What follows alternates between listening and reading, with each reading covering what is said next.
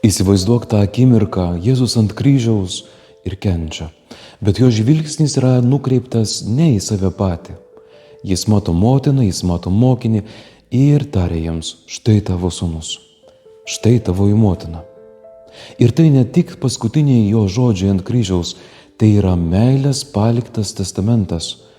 Ten, kur pasaulis mato mirtį, Jėzus kūrė naują gyvenimą. Iš kančios gimsta bendrystė, o iš skausmo meilė, o iš kryžiaus šeima. Jėzus nori, kad tu žinotum, tu nesi vienas ir paliktas likimo valioje. Marija tavo motina, o bažnyčia tampa tavo šeima. Ar tu priimsi šį jo žvilgsnį, šį ryšį, šį kvietimą burtis į bendruomenę?